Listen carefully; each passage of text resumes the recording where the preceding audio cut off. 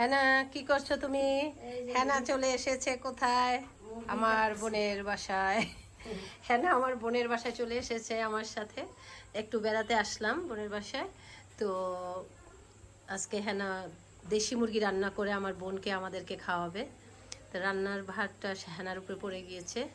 তো হ্যানা রান্না করছে আর আমরা দুই বোন মিলে সারাদিন গল্প করছি। হ্যানা যা যা আজকে রান্না করবে সব কিছু আপনাদের সাথে শেয়ার করব। কেটে নিচ্ছে পরিষ্কার করার পর, তারপর এটা রান্না করবে, আমি আপনাদের সাথে শেয়ার করব ইনশাল্লাহ। এই তো হ্যানা মাংস টাংস সব পরিষ্কার করে ধুয়ে নিয়েছে, রেডি আছে। এখন চুলা রান্নাটা বসাবে। এটাতে রান্না করবো হ্যানা? আচ্ছা আচ্ছা, রাখুন তো।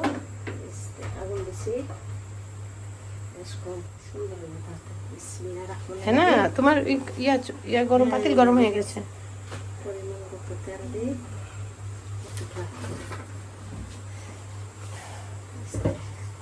সুন্দর হয়েছে ও বাবা।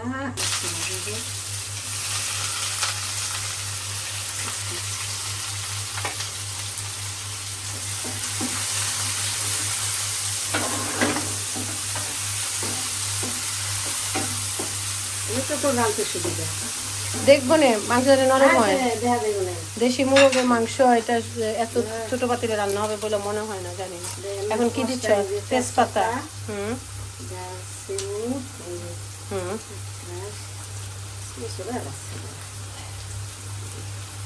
এটা কি দিচ্ছ?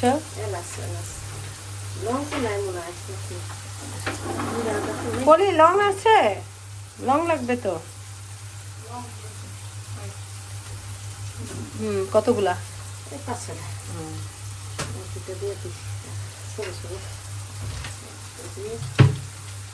গোলমরিচও দিচ্ছ কিছুটা, রাখা দাও পরে দিবা।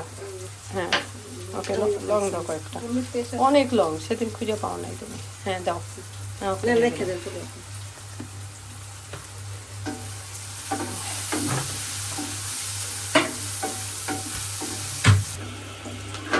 পেঁয়াজটাকে কিন্তু তেলের মধ্যে ভাজা ভাজা করে নিচ্ছে, হয়ে গেছে। হ্যাঁ না,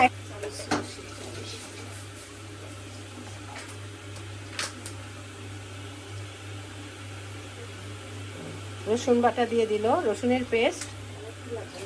হ্যাঁ 2 চা চামচ রসুনের পেস্ট দিয়ে দিল। রসুন আর পেঁয়াজটাকে একটু বাগার করে দিল। আদা বাটা, হ্যাঁ 2 চা চামচ।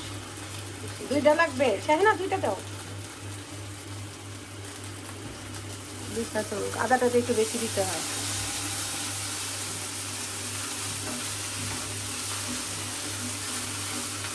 একটু পানি দিয়ে দাও, এই যে গরম পানি আছে, হয়ে যাবে।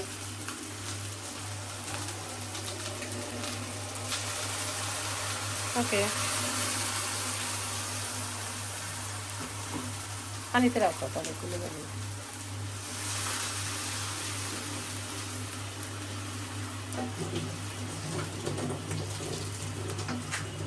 এখন কি হলুদ মরিচ দিবা না?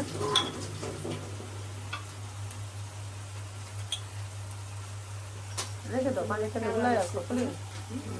দাও কতটুকু? 1 চামচ মনে হয়, 1.5 চামচ লাগবে। মরিচের গুঁড়া কম দিও। দাও, লাগবে, এটা লাগবে।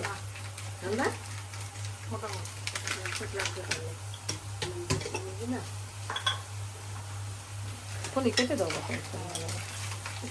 এটা কি? ধনিয়ার গুঁড়া দাও। 1 চামচের একটু বেশি দিচ্ছ না? ওকে।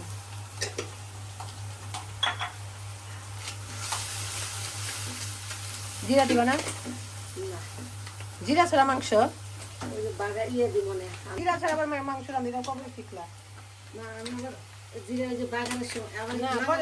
দিবা, সেটা দিবা। দাও দাও, লাগবে। হ্যাঁ ওকে। মাঝে মাঝে ভুলে যাও কেন, আমি বুঝি না। না ওই যে কাঁচাটা দিয়ে ভাজা কাঁচাটা দাও। জিরা ছাড়া ধনিয়া আছে, জিরা বেশি দিতে হয়। তোমার মাংস মশলাটা কষানো হয়ে গেছে না? এখন দিয়ে দিবা। দাও।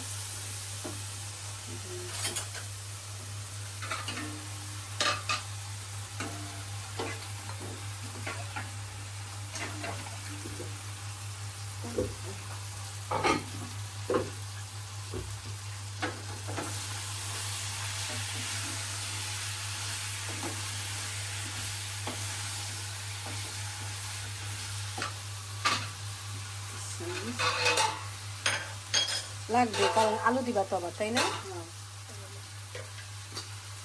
দেশি আলু গোল গোল করে কেটে নিয়েছি।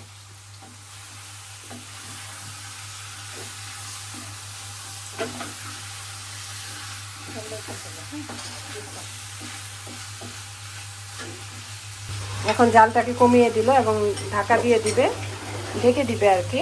তারপর আস্তে আস্তে পানি উঠে আসবে। পাতিলটা সোজা করো সোনা। হ্যাঁ, দেখি কি অবস্থা। পানি উঠছে তো মাংস থেকে অনেক, না?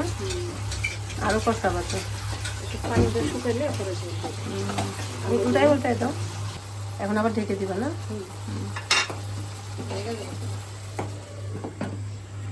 হ্যাঁ না, হ্যাঁ কি বলবো, মুরগিটা শক্ত তো, একটু পানি দিতে। তাই না?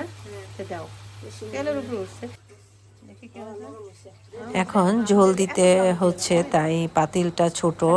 মাঝে মাঝে হেনা এরকমটাই করে উল্টাপাল্টা, কারণ ফ্রাই প্যানে কখনো কোনো দিনও মাংস রান্না হয় না। দেশি মুরগি, ফার্মের মুরগি হয়ে যায়, কারণ দেশি মুরগিতে একটু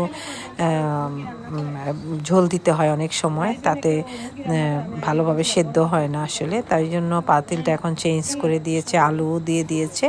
এবার বেশি করে ঝোল দিয়ে ঢাকনা দিয়ে দিবে, মাংসটা সেদ্ধ হয়ে যাবে। আর একটু পানি লাগবে, দেখো পানি যদি লাগবে। হাল ঠিক আছে, সুন্দর হয়েছে, পারফেক্ট হয়েছে। একটু কাঁচামরিচ দিয়ে দাও, দুটা কাঁচামরিচ দিয়ে দাও এখানে আসতো। আর ইয়ে করো, ঢাকাটা দিয়ে দাও। না, এত কাঁচামরিচ দেওয়ার দরকার কি, দুইটা দাও। না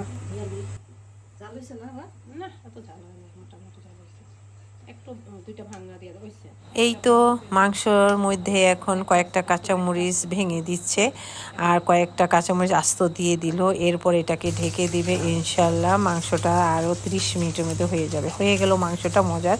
বেশি বেশি করে শেয়ার করবেন, আশা করি ভালো লেগেছে। ভালো থাকবেন, আল্লাহ হাফেজ।